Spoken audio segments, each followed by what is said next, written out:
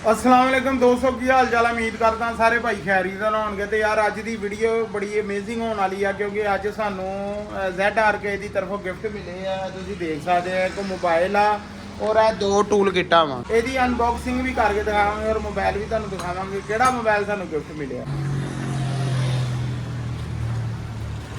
एक सैमसंग ਦਾ मोबाइल आ 6128 ਤੇ ਇੱਕ ਹੈ ZRK ਦੀ ਤਰਫੋਂ मोबाइल मिलिया सानू गिफ्ट। ਇਹ ਤੁਸੀਂ ਦੇਖ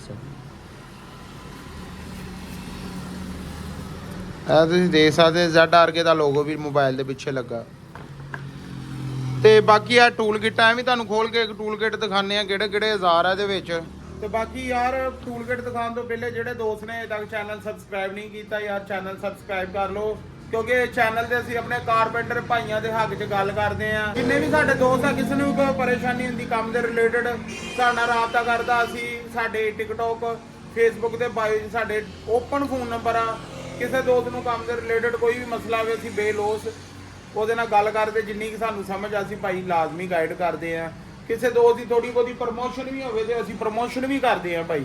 ਤੇ ਲਾਜ਼ਮੀ ਜਿੰਨੇ ਸਾਡੇ ਕਾਰਪੈਂਟਰ ਭਾਈ ਆ ਜਿੰਨੇ ਵੀਡੀਓ ਦੇਖਣ ਵਾਲੇ ਵੀਡੀਓ ਨੂੰ ਲਾਈਕ ਵੀ ਕਰਨਾ ਚੈਨਲ ਨੂੰ ਸਬਸਕ੍ਰਾਈਬ ਵੀ ਲਾਜ਼ਮੀ ਕਰਨਾ। ਤੇ ਹੁਣ ਦੇਖਦੇ ਆ ਯਾਰ ਇਹਨਾਂ ਟੂਲ ਕਿੱਟਾਂ 'ਚ ਕਿਹੜੇ ਕਿਹੜੇ ਹਜ਼ਾਰ ਆ ZRK ਦੀ ਤਰਫੋਂ। ਬੜੀ ਯਾਰ ਓਨਰ ਦੀ ਗੱਲ ਆ। ਜਿੰਨੇ ਸਾਡੇ ਤਰਖਾਨ ਭਾਈ ਆ ਸਾਰਿਆਂ ਨੂੰ ਇਨਵਾਈਟ ਕੀਤਾ ਸੀਗਾ ਸਰੀਨਾ 'ਚ ਫੈਸਲਾਬਾਦ। ਤੇ ਸਾਨੂੰ ਵੀ ਫੋਨ ਆਏ ਸੀਗੇ ਅਸੀਂ ਕੰਪਨੀ ਦੀ ਤਰਫੋਂ ਇਨਵਾਈਟ ਸੀਗੇ ਦੋਨੇ ਭਾਈ। ਕੁਰਾਨਦਾਜ਼ੀ ਵੀ ਹੋਈ। ਕਈ ਦੋਸਤਾਂ ਨੂੰ ਮੋਟਰਸਾਈਕਲ ਵੀ ਮਿਲੇ ਉਮਰੇ ਦਾ ਟਿਕਟ ਵੀ ਮਿਲਿਆ ਮੋਬਾਈਲ ਬਹੁਤ ਜ਼ਿਆਦਾ ਲੋਕਾਂ ਨੂੰ ਗਿਫਟ ਮਿਲੇ।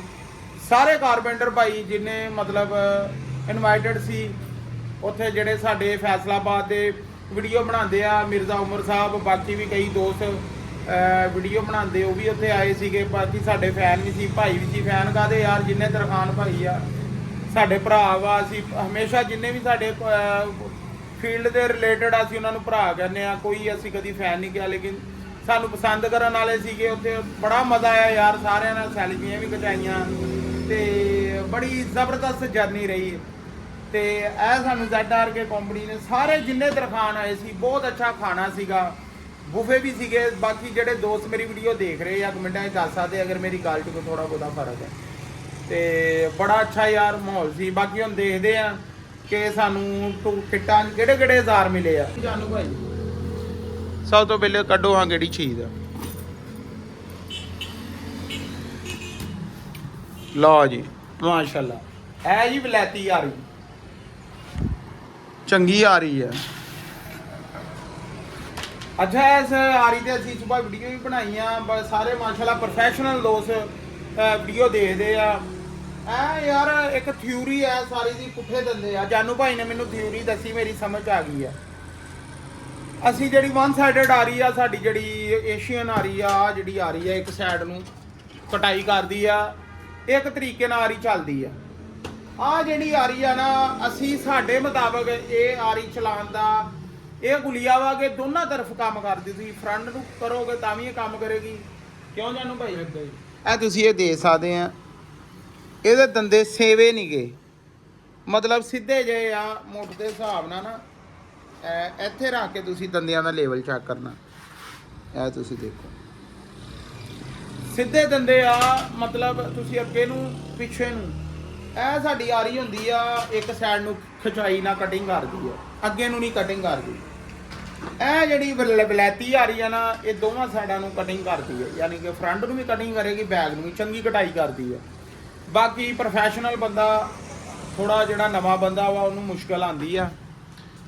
ਜਿਹੜੇ 5-7 ਦਿਨ ਆ ਆਰੀ ਇਸਤੇਮਾਲ ਕਰਨ ਉਹਨਾਂ ਨੂੰ ਫਿਰ ਸਾਰੀ ਦਾ ਮਜ਼ਾ ਆ ਜਾਂਦਾ। ਦੂਸਰੀ ਆਈਟਮ ਆ ਦੇਖ ਲਓ ਜੀ ਅੱਛੀ ਥੋੜੀ ਆ। ਇਹਦਾ ਜਿਹੜਾ ਮਤਲਬ ਉੱਪਰ ਵਾਲਾ ਹਿੱਸਾ ਜ਼ਬਰਦਸਤ ਆ। ਅਸੀਂ ਚੈੱਕ ਕੀਤਾ ਕਿਲ ਠੋਕ ਕੇ ਵੀ ਸਟੀਲ ਦਾ ਕਿਲ ਲਗਾ ਕੇ ਵੀ ਚੈੱਕ ਕੀਤਾ ਵਾ। ਆ ਵਾਈ ਸਾਹਿਬ ਕੋਈ ਕੰਪਨੀ ਆ ਲੇਕਿਨ ਹੈ ਤੇ ZRK ਦੀ ਤਰਫੋਂ ਆ ਲੇਕਿਨ ਇਸ ਬ੍ਰਾਂਡ ਦੀ ਥੋੜੀ ਆ ਅੱਛੀ ਥੋੜੀ ਆ। ਅਗਲਾ ਟੂਲ ਦੇਖਦੇ ਆ। ਲਓ ਜੀ ਜਾਨੂ ਭਾਈ ਕਮਾਲ ਨਹੀਂ ਹੋ ਗਿਆ ਬਹੁਤ ਪਿਆਰੀ ਲੋਹਾ ਵੀ ਬਹੁਤ ਅੱਛਾ ਇਹਦਾ ਮੰਮੀ ਭਾਈ ਚੋਰਸੀ ਦਾ ਨਾ। ਲਓ ਜੀ 32 mm ਦੀ ਚੋਰਸੀ ਆ।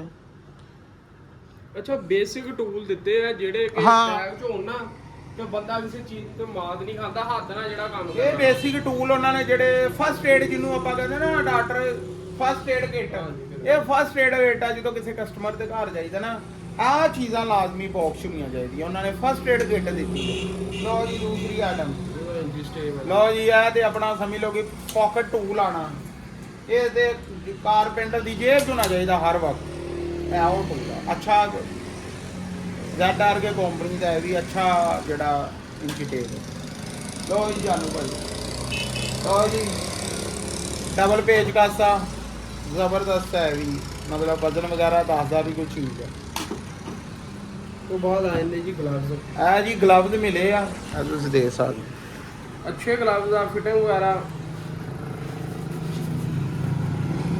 ਅਸਲ ਜੀ ਤਾਂ ਸ਼ੀਟਾਂ ਦੀ ਕਟਿੰਗ ਵਗੈਰਾ ਕਰਨੀ ਹੁੰਦੀ ਨਾ ਨਵੀਂ ਭਾਈ, ਹਾਂਜੀ ਉਦੋਂ ਇਹ ਚੀਜ਼ਾਂ ਬਹੁਤ ਕੰਮ ਆਉਂਦੀਆਂ। ਹੱਥਾਂ ਛਿਲਤਰਾਂ ਵੱਜਦੀਆਂ ਯਾਰ, ਹੰਦੇ ਤੇ ਧਾਰ ਵਗੈਰਾ ਲਾਉਂਦੇ ਆ, ਇਹ ਚੀਜ਼ਾਂ ਪਾ ਕੇ ਕੰਮ ਕਰਦੇ। ਬਾਕੀ ਜਦੋਂ ਆਪਾਂ ਬਾਕਸ ਵਗੈਰਾ ਗ੍ਰੇਡ ਕਰੀ ਤੇ ਉਦੋਂ ਤਾਂ ਸਾਨੂੰ ਆਪਣੇ ਹੱਥ ਦੀ ਚਾਹੀਦੀ ਆ। ਅਸਲ 'ਚ ਗਲਵਜ਼ ਪਾਉਣ ਦਾ ਮਕਸਦ ਇਹ ਹੁੰਦਾ ਕਿ ਜਦੋਂ ਕੰਮ ਇਦਾਂ ਦੇ ਹੁੰਦੇ ਆ, ਕਈ ਦਫਾ ਲਰਾਂ ਹੁੰਦੀਆਂ, ਅੱਸੀਆਂ ਵੱਜੀਆਂ ਨਹੀਂ ਹੁੰਦੀਆਂ, ਕਈਆਂ ਲਰਾਂ ਦੀਆਂ ਛਿੰਦਰਾਂ ਹੱਥਾਂ 'ਚ ਵੱਜ ਜਾਂਦੀਆਂ, ਤੇ ਗਲਵਜ਼ ਉਹਨਾਂ ਕੰਮਾਂ ਤੇ ਇਦਾਂ ਦਾ ਕੋਈ ਕੰਮ ਹੋਵੇ ਫਿਰ ਪਾਣੇ ਜ਼ਰੂਰੀ ਹੁੰਦੇ। ਅੱਛੀ ਫਿਟਿੰਗ ਆ, ਇਹ ਤੁਸੀਂ ਦੇਖ ਸਕਦੇ। ਅੱਛੀ ਬਣੀ। ਲੋ ਜੀ ਜਾਨੂ ਭਾਈ ਅਗਲਾ ਲਾਸਟ ਟੂਲ ਆ ਮੇਰਾ ਖਿਆਲ। ਹਾਂਜੀ, ਇਹ ਸਕੂਲ ਤੋਂ ਬਗੈਰ ਆਪਣਾ ਕੰਮ ਨਾਮ ਹੋ ਗਿਆ ਨਾ ਕਿਸੇ ਤਰ੍ਹਾਂ ਬੜੀ ਉਹਨਾਂ ਦੀ ਗੱਲ ਸੀਗੀ ਗਰੁੱਪ ਵਾਲਿਆਂ ਨੇ, ਜਿੰਨੇ ਕਾਰਪੈਂਟਰ ਮੇਰੇ ਖਿਆਲ ਨਾਲ ਕੋਈ 200-300 ਬੰਦਾ ਸੀ, ਬਹੁਤ ਬੰਦੇ ਆ। ਤੇ ਸਾਰਿਆਂ ਨੂੰ ਟੂਲ ਗਿੱਟਾਂ ਦਿੱਤੀਆਂ ZR ਕੇ ਦੀ ਤਰਫੋਂ। ਗਿਫਟ ਵੀ ਮਿਲੇ ਤੇ ਬਾਕੀ ਬੜਾ ਮਜ਼ਾ ਆਇਆ।